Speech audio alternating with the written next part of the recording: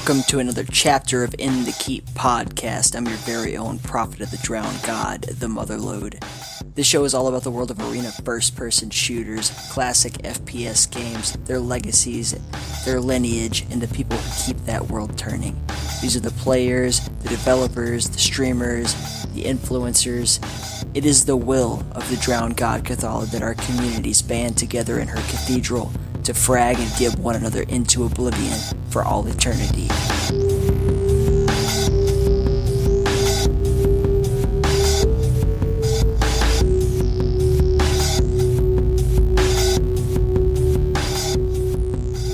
want to say thank you to our supporters, Dots, Moose, Paul, and Zach, for giving every month on Patreon for quite a while now, most of you. So, really appreciate that shit, man. That's awesome. And Patreon supporters get the show early, so don't forget that that's a perk if you do want to give to the show. Even $1 a month, whatever it is, it doesn't matter. Every Patreon supporter does receive the podcast before it comes out to the greater public. So keep that in mind. If you're interested in supporting the Keep, you can obviously use Patreon. You can use the PayPal/credit card tipping donation thing. That's super cool. And also, guys, this is a big one. This is big, okay? It is getting to that time of year, that Black Friday, Cyber Monday time of year. Cathalamus is just around the corner. So if you're going to buy anyone anything really fucking awesome for Cathalamus, you might do it through Amazon. And if you're going to do it through Amazon, you can go through In the Keep's Amazon affiliate link, and every purchase that you make, a percentage of that will go back towards the community. The money that comes towards the Keep will go back into production for this podcast, for better equipment to record the podcast on, also the production of our streams, our tournaments, prize pools for bigger events in the future, paying the artists to make our awesome artwork, which is spaced in Haducant. They really fucking, they should be paid. I'm not going to say that they go completely unsatisfied with what they do contribute, because I know that they both do it from the bottom of their hearts, but I do want to give them a little something for everything that they do for this podcast. And it's not just artwork. All that shit. That's where the money goes. It goes back into this community and back into this show for you to enjoy. So keep that in mind. But you know what really makes a great Cathalamus gift? An In the Keep T-shirt. And you can get one right now on our Redbubble page. Just go over to inthekeep.com and click on the merch tab, and it'll take you right to our Redbubble page, and you can buy the In the Keep shirt or whatever the fuck you want. I think Redbubble's got some crazy shit. You can get coasters, or I don't know, you could get a big fucking banner, tapestry, so you can have Cathala looking over you from behind your back, whatever you want, doesn't matter. Maybe even a nice blanket, for your bed, a throw blanket with Cathala on it, so she can hug you at night in her warm embrace. Whatever you want, man. It doesn't matter. Anyways, all that shit over at inthekeep.com if you want to support. Now, let's get into this interview a little bit. The guy we're talking to this week is The Hack, and he is one bad son of a bitch. I don't know why he does it, but he has created Glitch Arena, and it is a very interesting and very cool new entry into the arena first-person shooter genre. We're going to talk about it a lot, but it's very simple version, kind of take on this genre, movement-wise, graphics-wise. It's got some dope music in it, great sound design and everything, but he's going to really lay out for you, the mindset of a person who takes their time and puts it towards something that they're very passionate about. We're also going to talk a lot about Unreal Tournament, because that's kind of the background that he comes from, and I feel that I have grossly underrepresented Unreal Tournament on this show. The Hack has a long background in the competitive UT scene, so we're going to get to hear, a little something that we don't really get into on the show, I think, enough, and we will do more of that in the future. That said, I also want to acknowledge the fact that at the time of this recording, The Hack was all the way over in Japan, and he had a dog with him, and the dog really likes to bark.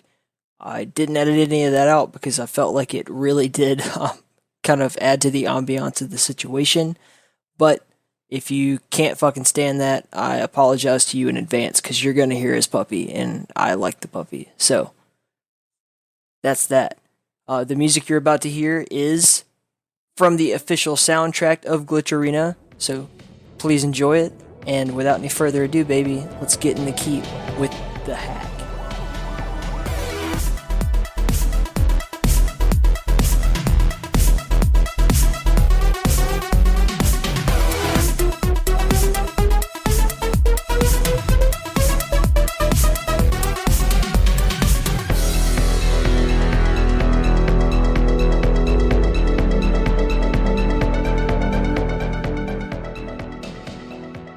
Yeah, g'day. My name is Ali, hailing from Australia, and I've been making for the last 6 months Glitch Arena together with Joel or JJ, and together we form Shock and Rockets Games. Yeah, so Glitch Arena, that's about it. I'm also a graphic designer, kind of multimedia, dabble in this and that. So that's me. So how did you guys come up with the name Shock and Rockets? Oh, it comes from Unreal Tournament. We're both kind of Unreal Tournament players, and so Shock and Rockets are Rockets is the iconic FPS, everyone's favorite weapon, and the Shock rifle is the UT, signature UT weapon where you shoot the plasma ball and explode it with the hit scan. So Shock and Rockets, and it's kind of also, yeah. No, go on.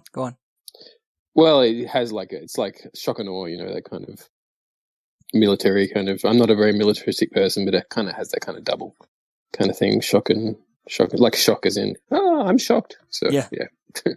No, it's a great name. Like I just asked you about it before we got on the air, but because I had some trouble when I was initially hearing about Glitch Arena.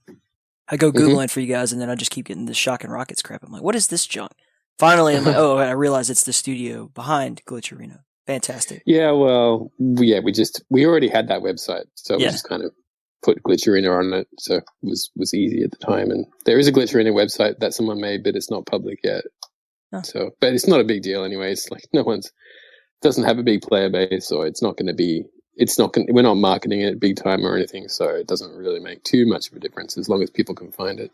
No, it's a great effort, and one of the things that I always kind of have to ask people who venture into making arena shooter games is like, why would you do that? I mean, it's not. I understand. It's not a profitable. There's an ESR. We posted an early trailer, and Joel posted it onto ESR. And there's one of the comments is, "Please don't do this. Do something else. This is a waste of your time."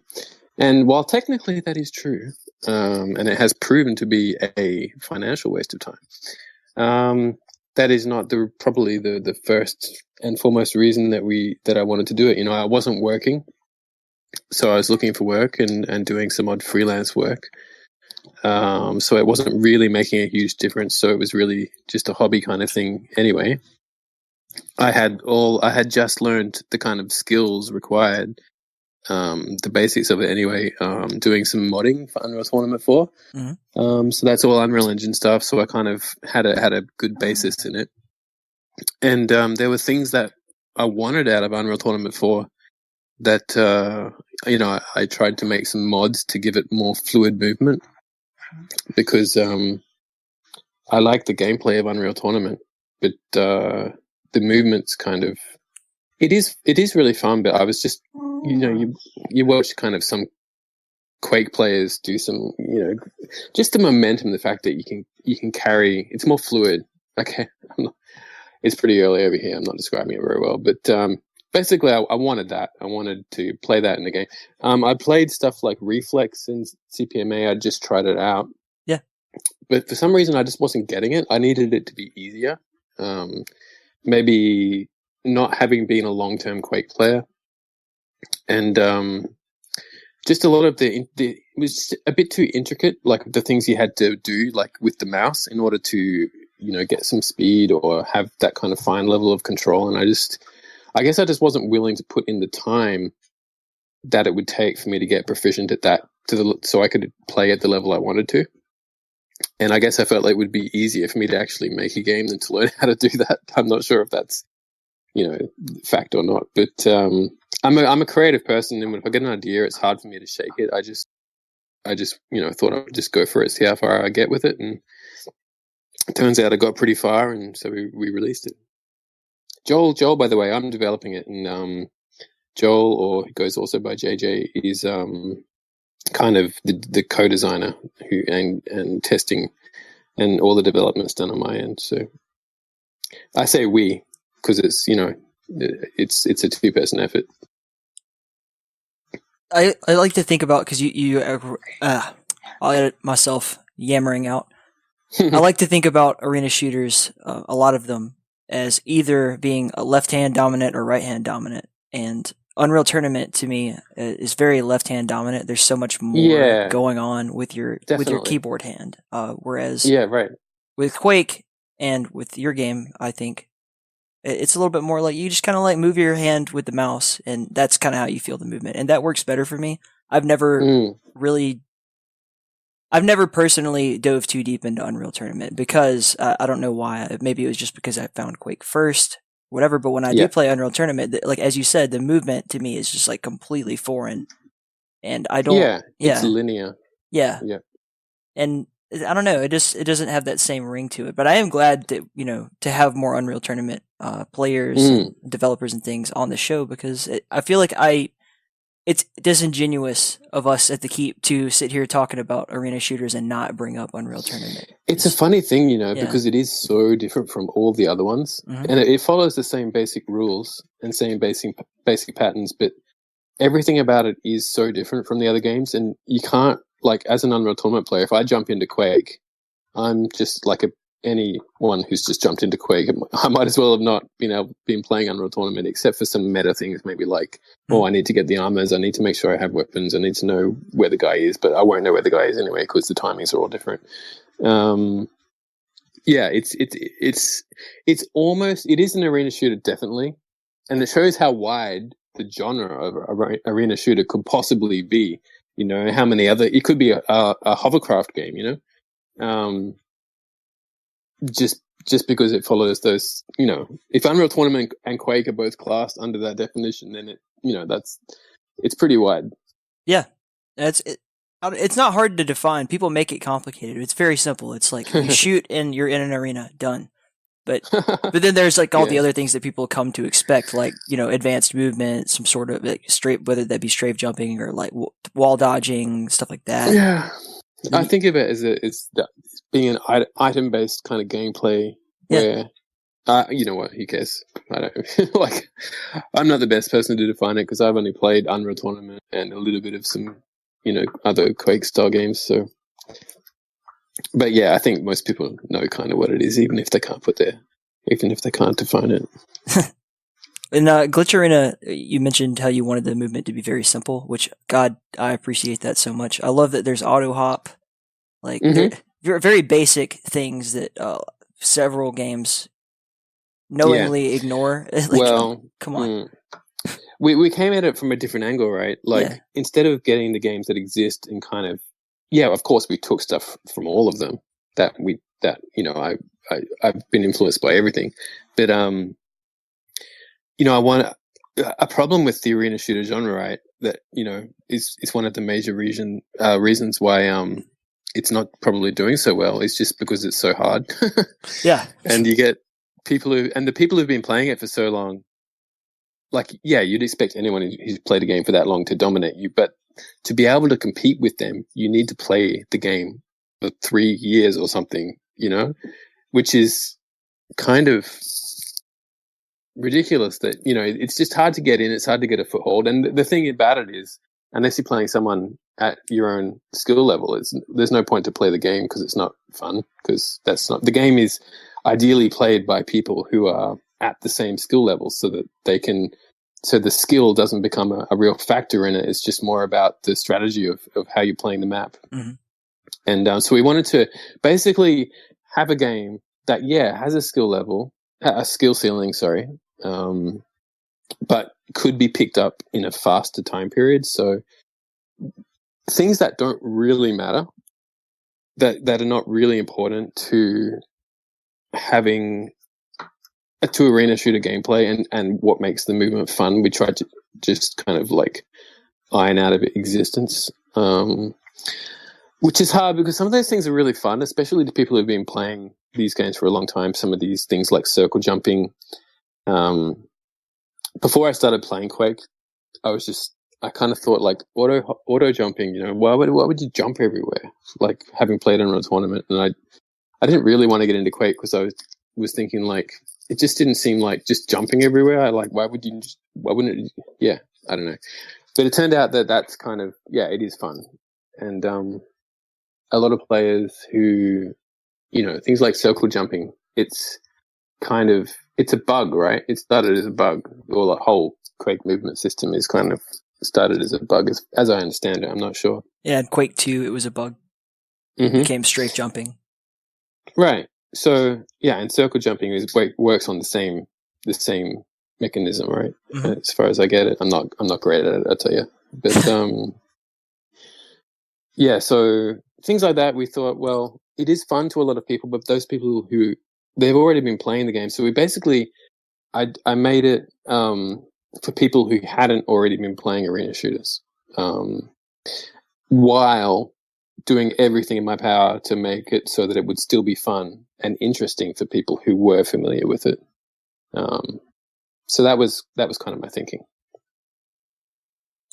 As you mentioned, like in jumping in Glitch Arena is even more weird because, you know, you're like these floating bot avatar type, like sort of like a little small satellite shooter thing. And so it's even stranger. It's like now I can start to like go into a whole like what is the science behind what's going on here? These bots are kind of like jumping, but they're not ever really touching the ground. It's almost like I don't know, like some sort of propulsion system. Yeah, no, they should be touching the ground. Okay, and it's they're like balls, right? So okay. But they're not actually rolling. It's just the same kind of physics that you get from any other arena shooter. It's just that they're animated to look like they're rolling. And the way their heads kind of turn around to make them look like they're going around a corner and leaning into it. Right. But they're not actually. It's just the head just leans over depending on how much you're going around a corner. You know what I mean? Yeah. So it's very straightforward kind of normal kind of arena shooter physics that you're playing the game with. No, playing it feels perfectly normal. I'm saying that like if you're trying to put it in context in your brain, like what's the lore behind why these robots are doing this? Like it's kind of crazy. Yeah. Yeah, the lore is that was something that I could create. I knew how to do it. That's awesome. It was So, and then I did it and I was like, oh, that looks okay. Yeah, just leave it like that for a while. I mean, it kind of works. The fact that they're not characters, they're just balls, kind of, I think it works well for the playability of the game because you kind of eliminate the need for things like bright skins and because you can just make them one solid emissive color. So, you know, it's very easy to see what team players are on and things like that. And it's just simple and minimal, and I don't think anyone really cares. I think the game is not for people who want, like, the visual experience of, like, a AAA game, you know, because that's out of my reach. If I tried to do that, it'd be a huge waste of time because no matter how much time I spent on it, it would never be that because I don't have any money to spend on that or even, you know, lots and lots and lots of time indefinitely into the future. So I kind of went down the route of saying, well, okay, this works. It doesn't look bad, you know, depending on what your definition of bad is. But, you know, some people might like this and it's playable in the way that, you know, people can see what's going on. I think it works really well for what I want to achieve because the characters, right, like when they look up, the gun model and their head moves up and you can see what they're doing. I think more easily than a lot of other games. So, you know, it's pretty basic, but I'm pretty sure it's going to stay like that. That's. No, I think it looks fantastic. Like it's an argument I get into, like, you know, just normal people all the time, you know, because they're like, so people are very, let's see, what's the word I'm looking for? visual? Addicted to like the crazy graphics of AAA games and all that. Like they see an older game or perhaps like a retro game, and they're like, "Oh, this looks like shit." I'm like, "Well, why does it look like shit? It doesn't look like shit to me. It looks like beautiful art. That just the art style is pixelation, you know." Yeah, I feel like that's coming around though, because like there's no ceiling for how good things can look. It's just a massive. Yeah. It's just like a black hole of money and time for companies, I reckon. And I think that culture will change. And I think by the time we get into like the VR and AI era properly, that more stylized things will be the norm. It is changing, but currently, in my opinion. Yeah, I think so. Look at the, retro FPS resurgence, it's like, it's awesome. Well, if there's anyone that's aware of it, it's us. So yeah, but pixels for the win. No, you've actually, in my opinion, you made this game look fucking fantastic. Like both of you guys are doing an excellent job. It looks great. It's very smooth. Like it runs smooth on my machine, which is not like some kind of super machine. But yeah, there are issues there, but it's pretty good for what it is. Yeah, Unreal Engine seems to have been improved a lot over the years. Yeah. It's been a work in progress too.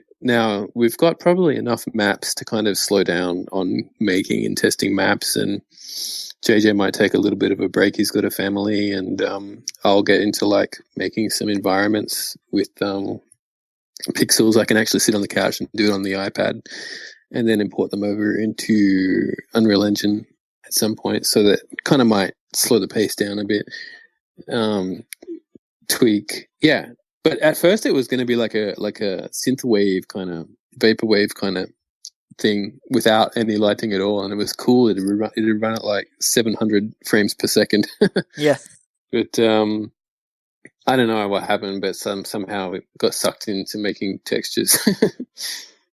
It's not too crazy though. It's like it's visual enough to be there, and you're aware of what it is. And as you say, like the synthwave thing kind of still vibes with me. Like I kind of feel like I'm in a John Carpenter movie or something as I'm playing it. Yeah. I mean, some levels are still like that because it's like you change them map by map. Yeah. We had like cell shading. What's it called? I don't know, but we had like a glowing outline on all of the geometry, which I think worked pretty well. But at the end of the day, just that love of that kind of Quake aesthetic, like Quake 1, that kind of 90s pixel 64 by 64 tile texture, it's just too attractive. Pulled me in. So, do you think at any point you'll be letting community like begin to make their own maps for the game? Yeah, I mean, well, here's where it starts to get like a bit difficult. Like I'd be doing it already if I knew how to do it, because I haven't done this before and because I can't really pay anyone to help. See, that requires like it's not supported out of the box with Unreal Engine. So I'd have to I'd have to either learn how to do it myself, which seems unlikely, or find someone who knows how to get like the Unreal Engine source code and modify it to ship a SDK. Something I'd love to do, because that's how I got into it, was mapping and modding for Unreal Tournament, which was using their SDK level editor and modding tools. But honestly, I haven't found any information on how to do that online. So where I'm at now is I'm putting together a little video that's going to be a part of my Epic. They give away basically money to people who are doing things with their engine. Yeah. And if that's successful, I might have a bit of money to do some things like that and to get like a dedicated server software. Yeah. To get things like bots in the game and just to optimize it a little bit and things like that. Otherwise, I've kind of peaked like what I can do with it myself. So, fingers crossed for that. No, SDKs are tricky. Especially like everybody's been waiting forever for Dusk to finally, like New Blood to put out the Dusk SDK. But it turns out that Unreal Engine as well? No, that is in Unity. Oh. But they had to basically no one at the company knew how to make one, so they had to hire a guy to make one. That's just, and then with you guys, Unreal is a bit different because, to my knowledge, there is no actual Unreal map editor ever, like that anyone has ever had access to. Is that true? Or yeah, no, well, I don't know. The Unreal Engine is it supports it. I mean, out of the box, like the Unreal map editor that we used for Unreal Tournament is basically the same thing as the Unreal Engine software, right? But it's doesn't have the option to package the game, obviously, because then anyone could just put out their own version of it. So they've just kind of removed that function from the Unreal Engine software. But it is, it's just like a map editor. And you know who you should talk to? Yeah, no, There's I a don't. French guy. No, I'll tell you. French guy named Jeremy Cope. He's the lead director of Master Arena. And yeah, and so it has a map editor that I believe he created himself in the Unreal Engine. So maybe he can help you out. Yeah. Good idea. Synergy. Yeah, I had a look at that game. Yeah, I haven't played it yet. It's cool. I had a little play. Yeah, I dig it. Like, again, it's a lot more like Unreal Tournament than Quake, so I'm personally not gonna spend a lot of time playing it myself. But I totally support the shit out of it. It's cool. It's beautiful. Yeah. If they can get it off the ground, it would be awesome. And I think, like, the fact that so many people are kind of dissatisfied right now with the way that Epic has treated Unreal Tournament as a franchise, like, I think that there's a dog. Oh, it's okay. There's definitely an interest in similar games, like the games that are more like Unreal Tournament. Yeah. There's also an open Unreal Tournament which has started development as well. Honestly, Unreal Tournament is not in itself. It's been development has ceased, but honestly, it's in a pretty good place. It's a few tiny networking issues, but it's still great. Still better than the other ones, and I mean, it's modern and it works, but people are pissed that it's been kind of abandoned, and it's understandable why Epic moved to Fortnite, because they had this massive opportunity and they needed all the people. But it's so Glitch has come out of that as well. Like if Unreal Tournament kept moving forward, I probably would have stuck with that and not really branched out. So,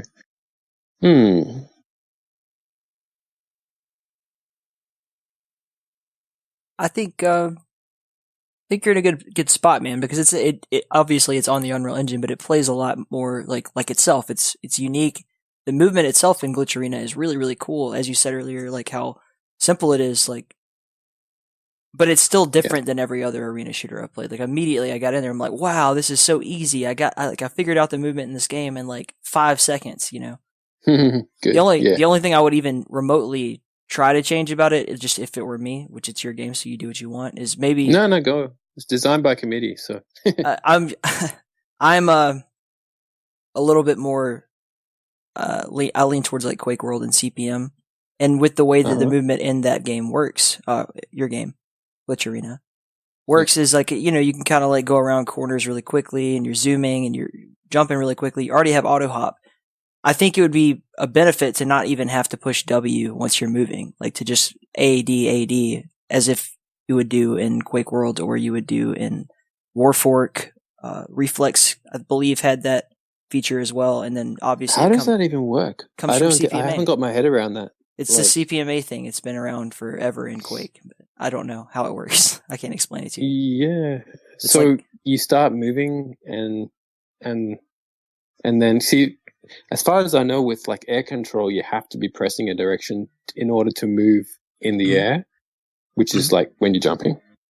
So I don't get how you could release unless you're moving sideways and you're pressing the idea is that key. You're strafing, and then so that you no longer have to hold down W once you're up to speed strafing, because your momentum keeps you going side to side. What happens in Glitch? Does it not let you go quickly, or? I don't know. I mean, I should probably go back and test it again. I just kind of felt like I lost momentum when I wasn't holding down W, which is okay. It's a matter of one of my fingers. I'm not. Well, it would slow. Yeah, you're right. It would slow you down because the your basic speed is like 1,000, and then if you do kind of air strafing things, you do build speed, but that depends on you using the keys that the keys across from your direction, like if you're going forward to your strafe keys, in order to create that difference between where you want to go and where your velocity is heading. Yeah. Which is driving the glitch meter, and that glitch meter is defining how much speed you can get above that base speed. So if you're letting go of your opposing direction key, it's going to be slowly interpolating back down just to your base walk speed. So that makes sense. Yeah. So Okay. yeah, and here's where it's going to let a lot of long-term arena first-person shooter players down, is that it's not like built into the engine, the movement. It's a total hack. It's just yeah. So what, if I told you how it works, people would be like, "No, I'm not even going to try that." But it works pretty well the way I've done it. But the fact is, it's not I've copied certain things that I wanted to get from other games and kind of forced Unreal Engine to work this way. And I'm surprised it actually has managed to be playable and still works over the network and feels good. But there are a lot of little things like that just don't work in the same way. Okay. Because it's not the same at an engine level. And this is another thing that I could potentially put some money into, if I had any money to put into it, because it'd mean someone who knew how to do like C# programming could get in and rewrite the movement for it. Yeah, but this whole project, right, is all visual scripting. I don't know how to write any code. There's no line of code written for this, and it's like it's a bit of a testament to Unreal Engine and how well they've got it set up, I reckon, because I've done it all. Do you know blueprints? Have you seen what they are? Nope. It's like coding, but yes, I have. Like, yeah, with like nodes, visual nodes, and things. And I don't know how to write any code. Neither does JJ. Well, he knows a bit, but not Unreal Engine. So I can't do things like that myself. Basically, it's the moral of the story. Well, maybe somebody will hear the interview and just volunteer to do it for free because they love your game so much. Yeah, but you know what? Like, yeah, that'd be awesome. But I don't know if I have the time to manage like a multi-developer project on GitHub and all that. Like, the GitHub, like, it just becomes the layers of complexity you get on it are like, I'm not gonna, like, if you're hearing this and you can help, please, get in touch and like guide me. But I just don't have, like, when I started, I had all this free time to like do it, and that's when the majority of the work got done. But it's got to the stage now where I kind of have to, at least think about my real life. Yeah. Well, it's also possible you could get an offer from, a lot of these things happen. Like 3D Realms picked up Wrath. Or, okay. New Blood does this all the time, where they just like kind of pick up an indie game and then take it, polish it, put their developers on it, and help you get it to the point that you want to get it to and sell it. Hey, that'd be awesome. That'd be rad. That'd be the best thing ever. But those are single player games, right? Yes, that is true. Yeah. And like, okay, look at Reflex, man. The best thing that ever, like, it's fantastic. Like, visually, technically, I don't like the sound, I'll tell you that much. But everything else about the game is just perfect, as far as I can tell, from someone kind of on the outside. And still, it's not getting, a solid player base.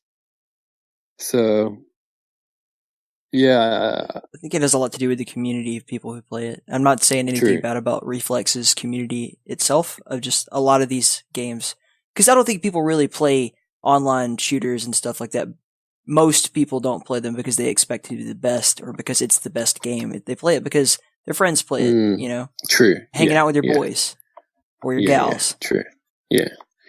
Yeah.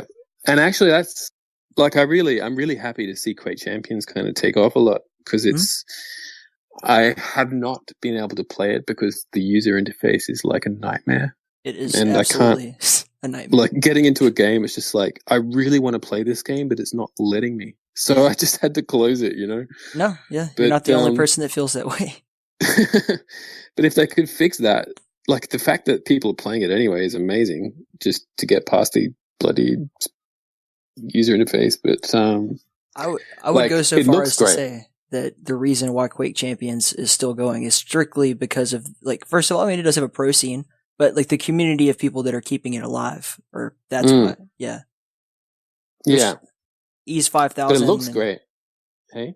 I'm just trying to think of like the people who are actively keeping people playing Quake Champions. Like, it's a really beautiful infrastructure of people all around the world who are just like obsessed with keeping the competitive scene of that game alive. Yeah, that is great, isn't it? Yeah. Yeah. I wish I could play it. It looks fantastic. The movement in it has really... Okay, watching videos, the movement in it looks to me the best out of any Quake game I've ever seen. I know all the characters move differently, but they all kind of have this same kind of... It looks like it's slow, but at the same time, it looks kind of more graceful or something. I don't know. It looks good to me. It certainly depends on the character. Yeah. Okay. Yeah. Yeah, like, because some characters move like Quake 3. Some characters move like CPMA. Some characters like that's brilliant too, isn't it? Hey, that's puppy. Yeah, the clutch kind of moves like a UT character with like the double tap dodge mechanic. Really? Yeah, it's an interesting. It is definitely an interesting game. It's just permanently unbalanceable because of that. Yeah, I played it once, and then someone spit something on me, and then I died. Just, you know, I was like, "Oh, come on." You got sorbade. But I guess that's what it is, you know. And that is, if you're ready for it, and you know, I got to watch out for that guy. I guess that's fine. Like, Unreal Tournament has the bio weapon, and then there was this friend in Australia who just went around shooting you with this one shot kills thing, and this stuff would like chase you all over the map once you got tagged with it. But if you're ready for it, it does add to the game in some ways, although, you know, it's not traditional stock Arena FPS, but it's still fun, you know, if you know.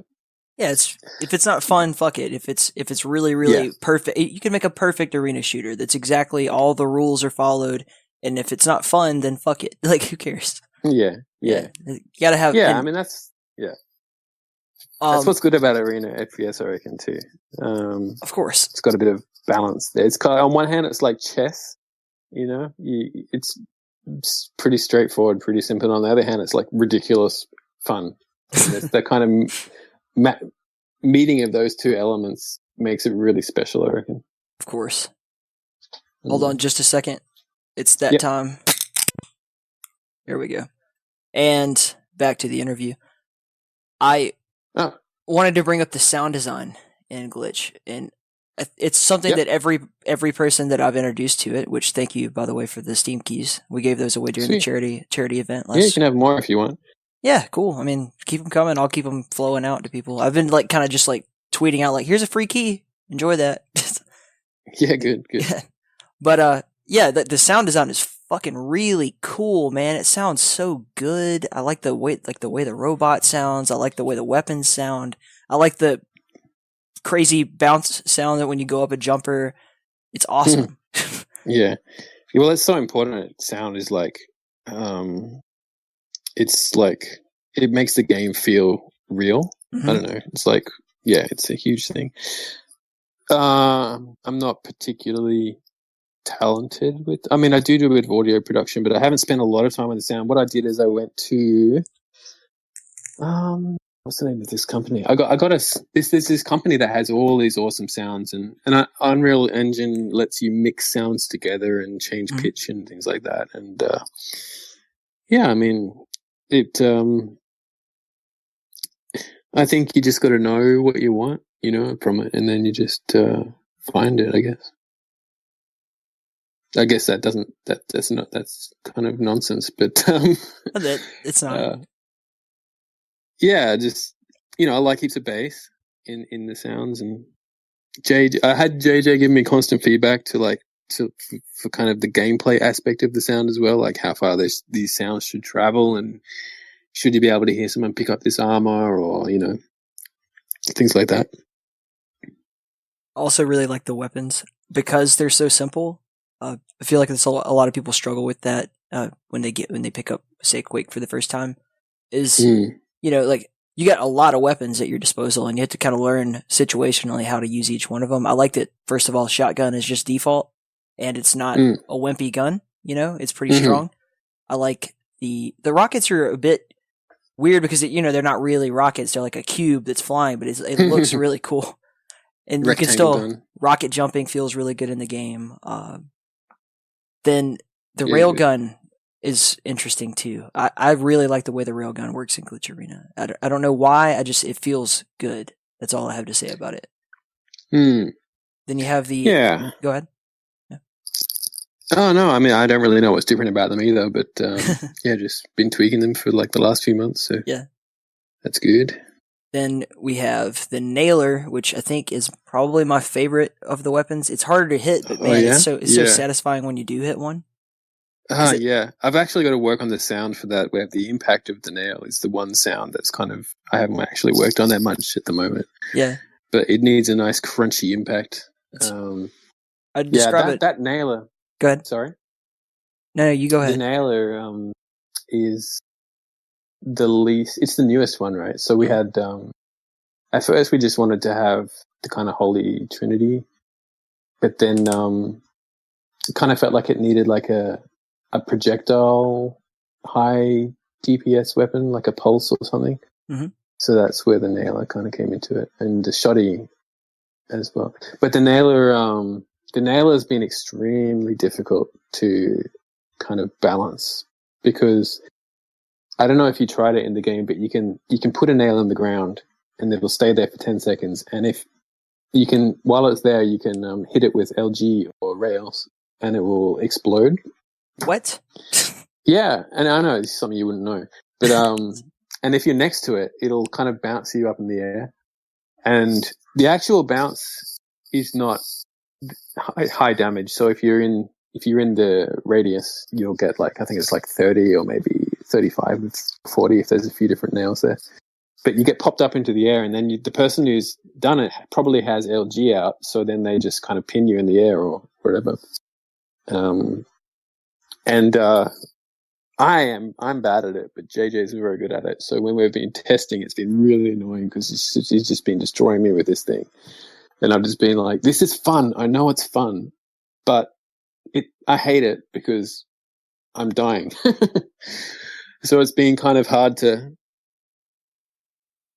kind of balance, because there's this, like, you want a game that has tools that you can use to win or play, and you want tools that you can use in their own unique situations. And if you use them in the right situation and use it properly, it's overpowered because you've used it correctly. Which is how all the weapons should work. They should have their own utility and work really well in that situation. But yeah, we're just not sure about that. So if anyone wants to give feedback on that, that's something that kind of required at the moment, I guess. The other, like the kind of final piece of the puzzle here is the LG, which is very satisfying. Everybody I've seen try it immediately loves it because it's like, you shoot. It's kind of got that old school like Quake 1 like wobbling effect as it shoots out, and then it feels like it's overcharging and you like start shaking and everything. It's really fun. Yeah, that's what I wanted to. I wanted that to be like, oh my god, it's like, this thing's crazy. It's I wanted it to give that kind of feel like it was yeah, charging overpowered. But yeah, that's all. Like, it does actually ramp up the damage a bit as well, but not very much, or very slowly. Yeah, if you hold it down for like 10 seconds, it like doubles in damage. But I don't know. He's got enough ammo to do that. So You should just make it like way overpowered and hard to obtain on every map. It would be awesome. Yeah. Well, I mean, we've been trying Yeah. so many different things, and it's surprising how little you tweak something to like break it. Yeah. And it's in a pretty good place now. I don't think we're going to change it very much. It's already like, if you get it someone in the right situation, it is crazy. Like, Yeah. if you can pin people really easy with it. But on the other hand, if you don't have a wall to pin them on, you just kind of, unless they're really low, you just push them off to the other side of the map because it pushes them. But yeah, it's a bit nuts, but I'm glad people like it. So what else are you working on, man? Like what else is on this like smorgasbord? Because there's a whole lot of crap you got to do to get this game kind of out to the public. You've been giving away keys. Do you plan to charge for it when it comes out officially? It is out and it is being charged for. Okay. And that is a mistake. It should have been free. But I don't think I can revert it to free. Now I'm stuck on charging money for it, so it's down to like $2 or $3 or something. I was thinking like it should be free because it's not a high, it's a lot of my effort, but compared to some other games, it's not a very polished production. And if it was free, there could be more people playing it, and then I could do stuff like replace the little characters' heads with things that you buy, like a brain or a googly eye or whatever. Yeah, that would be how I would go about monetizing it. Oh, what do you know, man? I pulled up Steam, and yeah, there it is. I had to scroll down because it shows me like I've already on it. But yeah, it's yeah, cool. Yeah. So it's been there for 6 months and sold about I don't know, 100 maybe something. Mm-hmm. People, thank you to anyone who bought it. By the way, oh my god, made my day. But yeah, it's not a huge financial success. Which is not news to anybody, of course. No, it's surprising that. I think you should charge for it, man. I definitely support the developer of your game. Like, I was thinking that some people would think like you, but I was thinking perhaps a few more might. But yeah, and I was thinking that if I did get some money, it would help me spend some more time on it and things like that. But honestly, I'm not disappointed at all with how it's going. The fact that. And even though, even people who really like it, like I saw you playing online with the dude Gelmo-san. So he was really helpful for a period, and he got into it, gave a lot of feedback and things like that. But he's not playing the game because there are not lots of other people playing it. And honestly, where I'm at now with the game is like I don't even particularly really mind if no one ever really plays it. I'll just keep doing it as a hobby, unless I get some money, in which case I'll invest the money into it. But I'll just make it, finish some of the levels, and at least I'll have a good old JJ to muck about with, unless he has another kid. I mean, let's think about like all you really need to get people playing it is some sort of like organized weekly, maybe even lighter than that event for them to join in on, because what you need is a guaranteed like when I get on at X time there will be other people playing. Otherwise, Australia is perhaps a little bit different because like we tried that actually with Unreal Tournament. We had a pretty good community going there a few years ago, and then we kind of dwindled off. So we're like Monday night 10 o'clock, be there, I'll be square. But even that, it's a much smaller number of people playing the games.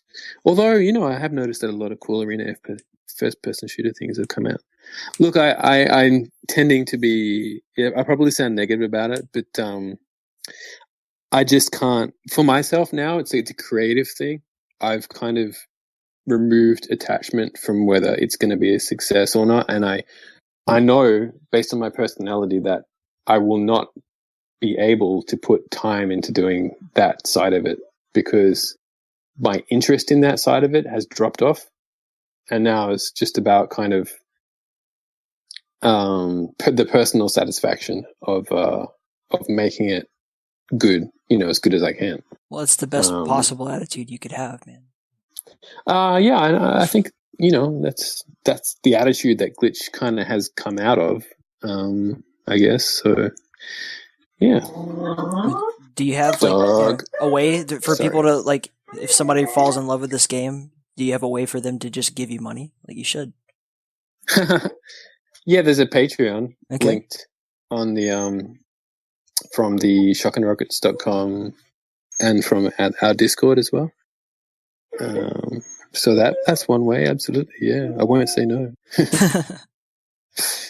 Yeah, people are weird about Patreon because of, I guess, political reasons, like why, how they've kind of shadow banned people. But I mean, fuck, it's a perfectly good way to do it. You could always do like a PayPal type situation. Yeah, I have a PayPal. Okay. If anyone wants to throw money, yeah, I can give them my PayPal for sure. Yeah. Yeah. The best thing would be if Epic gave me like $25,000, which is their minimum grant. If you apply for it, and they'll give you some money, that minimum amount, and they'll just give it to you. They won't even ask you what you're going to do with it, which I think is good. If you want to ask for a bit more, you kind of have to plan how you're going to use it with them, which sounds a bit involved to me, but it's possible as well. So what do you guys do in America? You've been playing I noticed you play a lot of Warfork.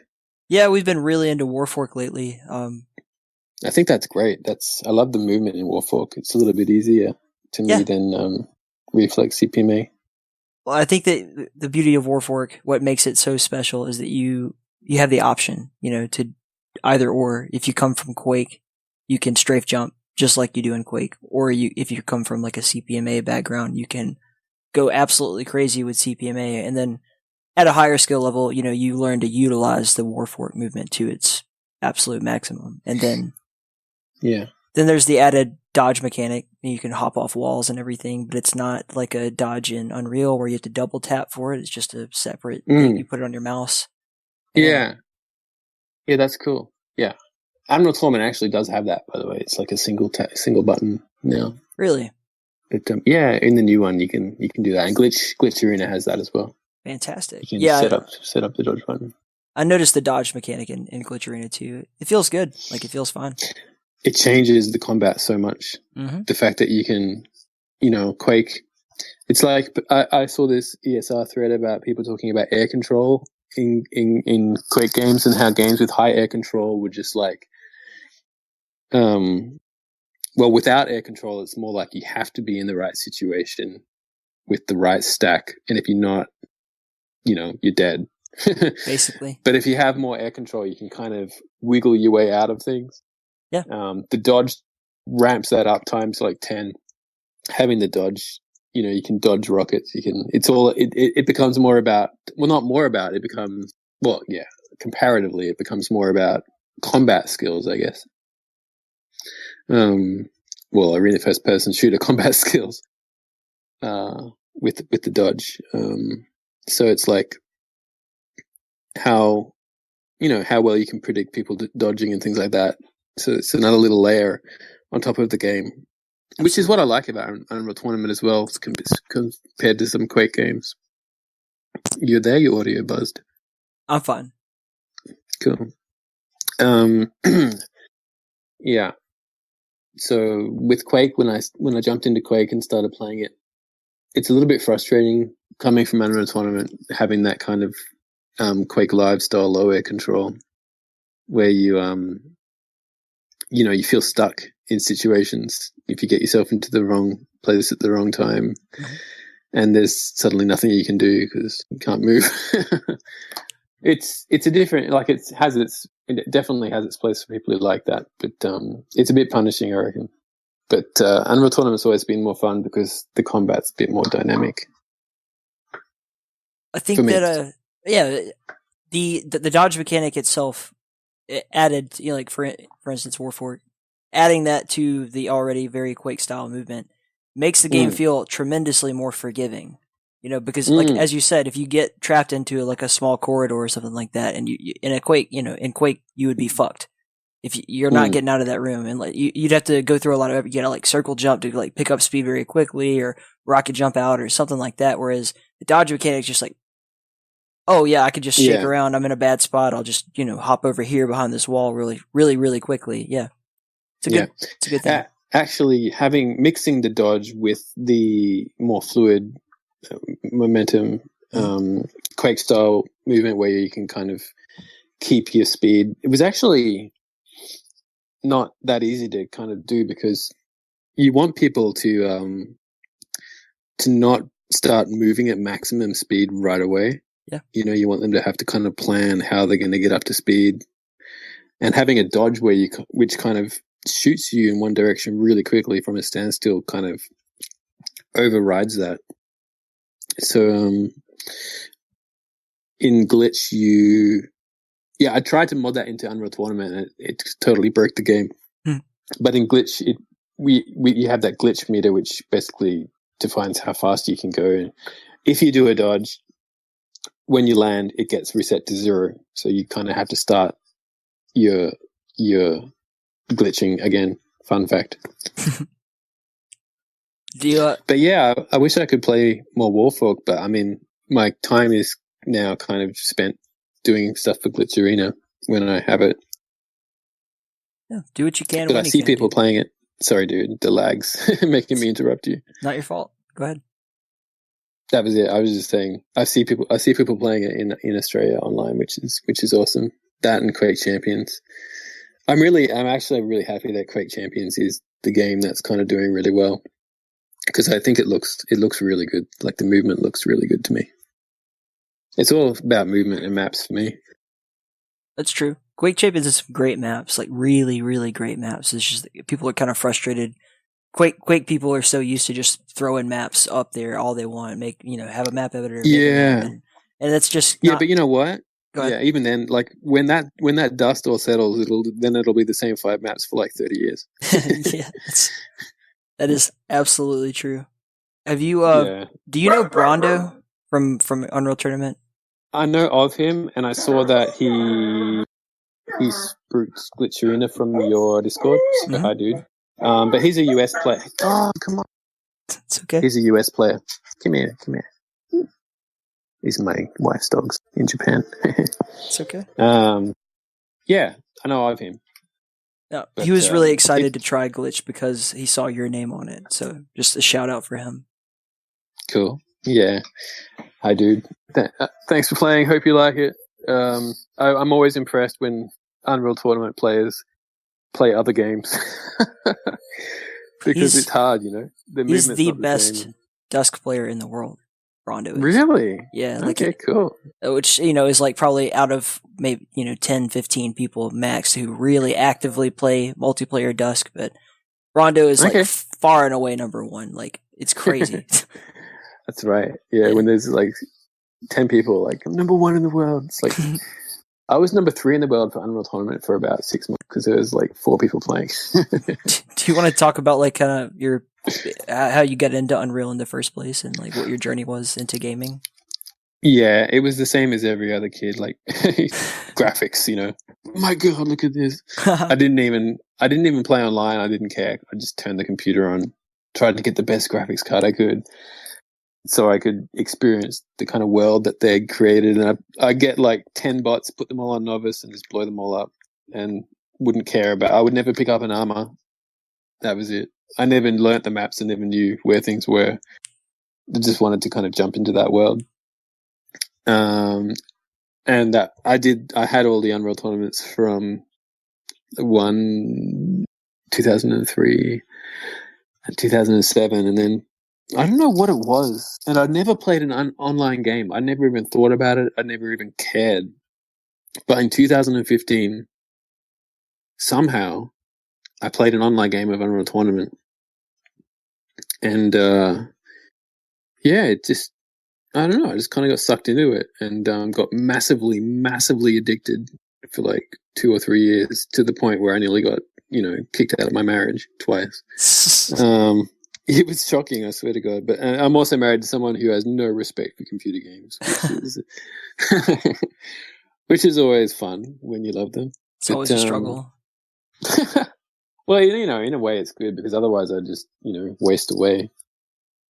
But, it's a nice balance there, I guess, to have someone actually with one foot in the real world. Yeah, so I got it was bad actually. I went through all kinds of mental phases with Unreal Tournament. I got I got good really quickly. And then I kind of peaked, but I also got really mental about it. Like, those salty players who don't like losing and kind of, I'm a pretty chill guy, I think, in real life, but somehow Unreal Tournament broke me for a while. But yeah, I got through that. I've come through that. It's a fun fact. That's amazing journey, dude. Like spent all these years never playing the game online, and then 2015 you hit it, and then you fall in love with it. You go crazy, and then now you're making your own similar game. That's really cool. It is, yeah. It's funny. I really like how Epic, made Unreal Tournament, made it so moddable, and I really enjoy making maps. That's the first thing I got into, was just making some maps for Unreal Tournament, and that was such a fun creative process because I was not good at it immediately. I guess no one is, or some people would be better than others who, if you have more experience in the genre. But making it and then playing it with someone, and then rinse and repeat, editing it, fixing it, moving this here, moving that there, opening this, and then testing it out. That, to me, it was just such an interesting and fun design process. Did you do any mapping? Me? No. I know a lot of people that do. I want everything to be easy. I just want to like hop in and enjoy the content other people make. I'm not, I'm just not that, like, I'm not saying I'm not creative. I don't care to, like, I don't have a lot of time, like I make the podcast.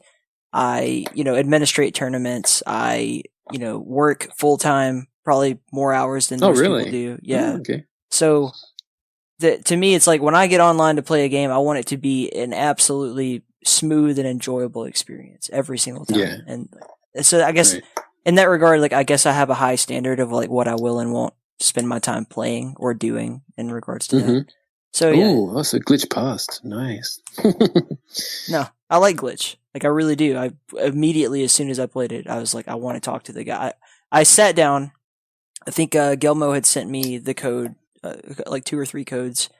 And good on you, Gelmo. It was late at night, and I was like, shit. And I was going through my stuff because I try to make a bit of a homework assignment of that. Like, if someone really reaches out and says like, hey, I think you'd really enjoy this, or obviously a new Arena first-person shooter, that comes up to me. Like, I'm going to try to make a living off of being aware of this kind of shit. I better be aware of it. So like a week or so later, I sit down, I play the game, and by myself, no one else is around. I'm just like hopping around in an arena, and I loved it. I was like, this is really cool. Immediately I fell in love with the art style, with the sound, with the movement, the simplicity of the weapons, everything about it. And I was like, I want to talk to this guy.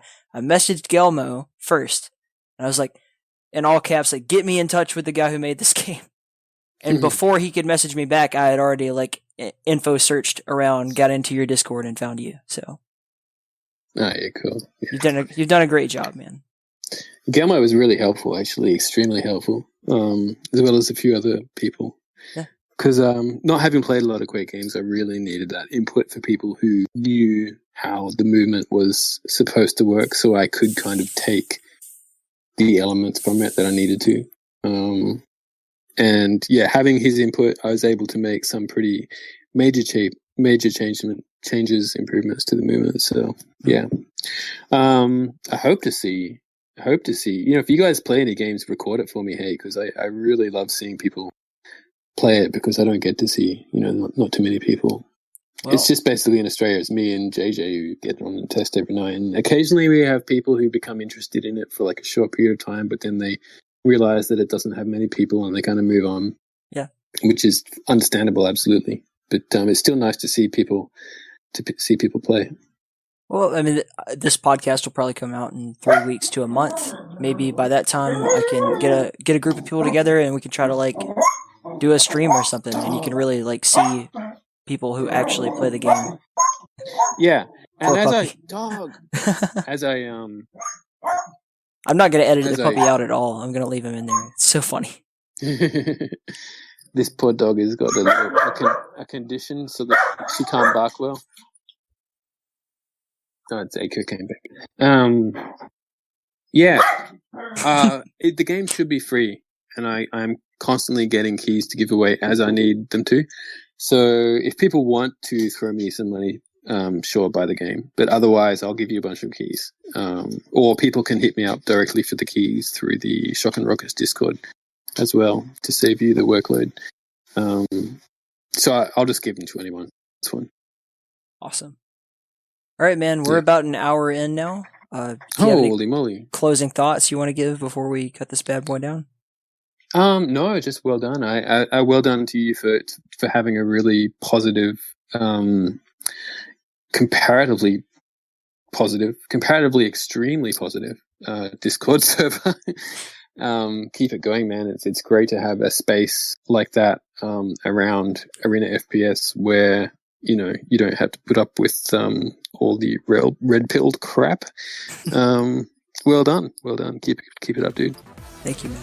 You too.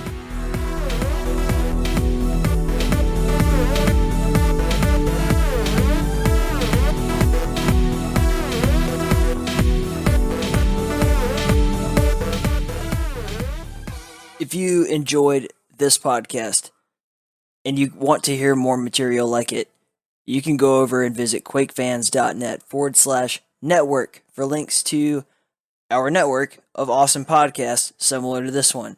Yeah, I know, right? It's weird pitching it, but you get the point. You can find links to more In the Keep podcast. Go back through the catalog. There's a lot of really cool guests back there. You can listen to Doom is Dead? podcast ran by Human Bones and Dewsome of the Multiplayer Doom Federation. It's a really fucking cool one that we actually produce right here at the Keep. Also, you can check out the Quake-cast by Dump Truck and RC and sometimes JCR. You can check out Beyond Strafe Jumping by Shazik, which is fucking cool. And also Full Tech and the Retro 20, each of these ran by your very own QuakeFans.net proprietor, Smango. Please go check these shows out. I hope you enjoy them.